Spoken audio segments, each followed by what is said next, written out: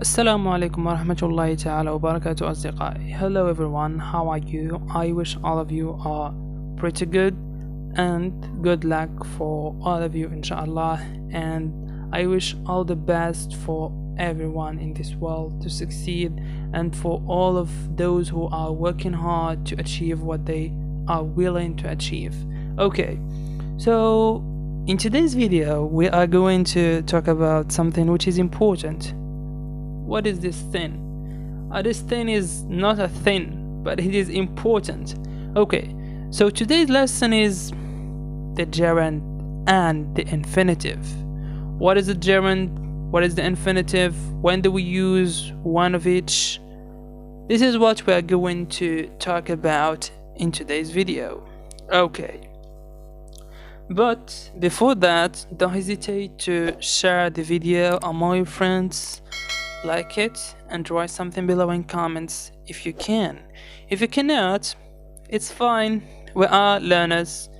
Okay, let's start our humble video to explain to you when do we use the gerund and what is the gerund. And by the way, this lesson is for back students and for all learners who are willing to learn the English language. Okay, and we are not perfect, we are just learning to ameliorate our level and to see that bright future.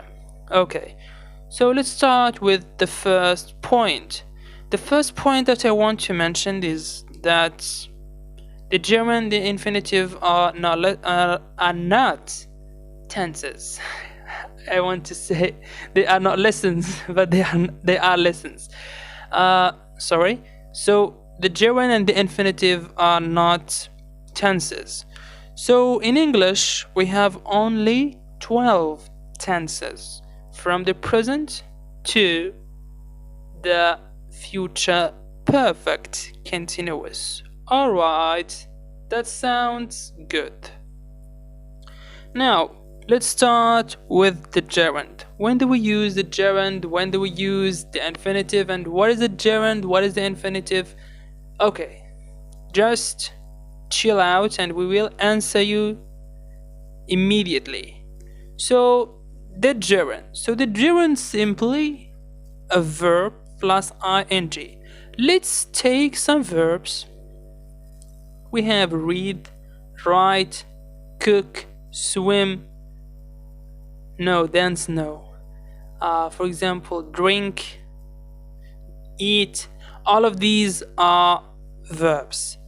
So to form the gerund, we add the ing to each of them. Write becomes writing, cook, cooking, read, reading, eat, eating, drink, drinking. So all of these are verbs plus ing, or simply the gerund, verb plus ing. Now, when do we use the gerund? So we use the gerund as a noun. So when we say a noun, what comes to your mind first? We know that a noun, generally speaking, can function as a subject or an object. يعني فاعل subject ومفعول به الذي يقوم عليه الحدث، يعني object. Now let's see an example. مثال gerund as فاعل يعني subject. مثلا reading، جملة مفيدة. Reading is my favorite hobby. يعني القراءة هي هوايتي المفضلة. So reading here is a gerund, right? So how do we know it is a gerund? It is gerund because we have read plus ing. Fine. Reading is my favorite hobby. So reading here functions as a subject, but specifically it is a noun. Functions as a subject. Clear? Next, there are certain verbs that are followed by the gerund. Okay. What are these verbs? ايش كتخربق علينا؟ Just calm down. هناك العديد منهم, but we will share with you some of them to know, and in your journey of learning English and ameliorating yourself, you will discover several of them. Okay. The first verb that is followed by the gerund is enjoy. Enjoy. The second one is prefer. Prefer. The next one is start. Start. The next one is begin. Begin. The next one is like. Like. And the opposite of like, dislike. Dislike.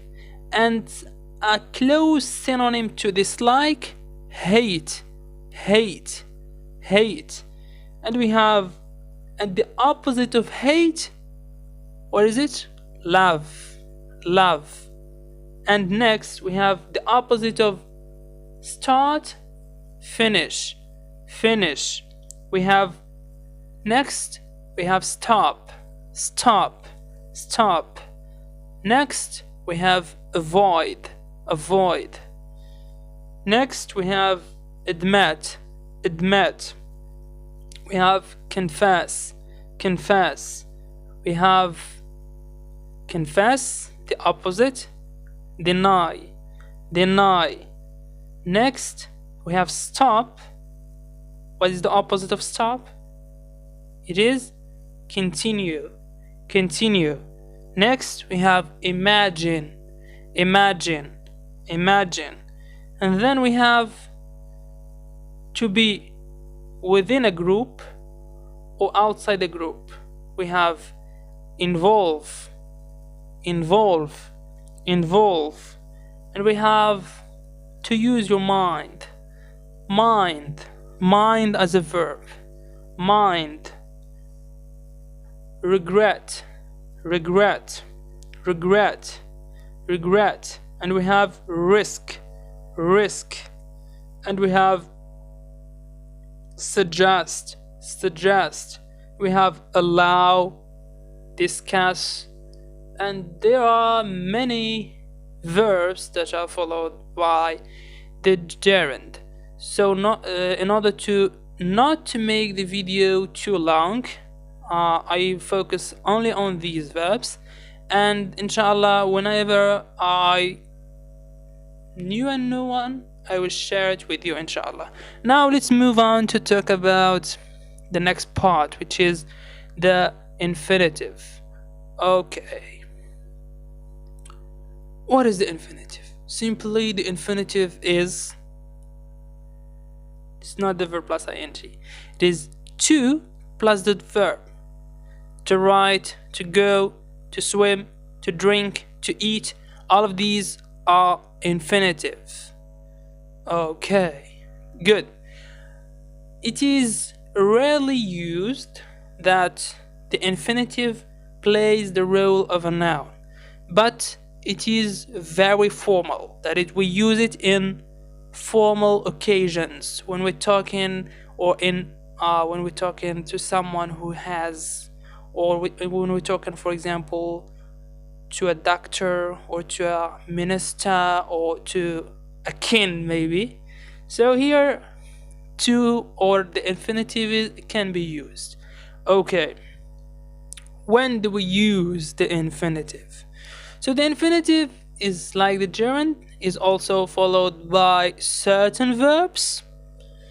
There are also many verbs that can be followed by the infinitive. For example, we have advise. Advise. Decide. Decide. Agree. Agree. Expect. Expect. Hope. Hope. Manage. Manage. Or offer. Or plan. Or promise. Refuse. Refuse. Seem. Want. arrange, arrange, forget, forget, fail, fail, deserve, learn, afford, afford, ask. We have also choose, neglect, and there are many verbs that are followed by the infinitive.